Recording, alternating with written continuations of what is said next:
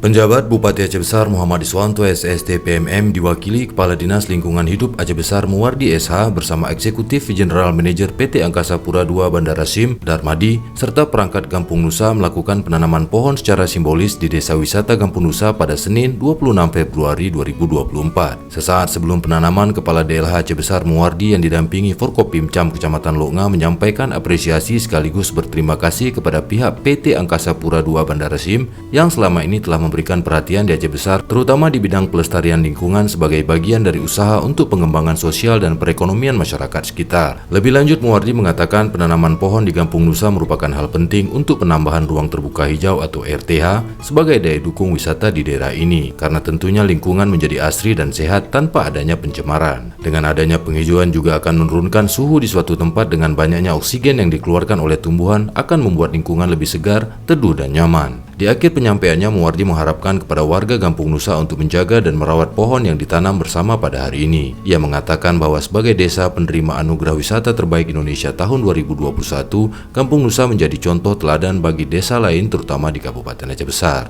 Sementara itu, Eksekutif General Manager PT Angkasa Pura II Bandara Sim Darmadi mengatakan bahwa penghijauan kali ini sebagai bentuk pelaksanaan dari program tanggung jawab sosial dan lingkungan dari PT Angkasa Pura II dengan tema In Journey Green atau perjalanan hijau Sakura di Nusantara. Hal ini dikarenakan jenis pohon tabebuya yang ditanam mirip dengan pohon sakura. Ia menjelaskan bahwa penanaman ini dilakukan secara serentak oleh PT Angkasa Pura di seluruh Indonesia sebanyak 4.000 batang dan di Gampung Nusa sebanyak 300 batang. Darmadi berharap dari kegiatan penghijauan ini akan meningkatkan pesona sekaligus mendukung kegiatan kepariwisataan di Desa Nusa dan sekitarnya.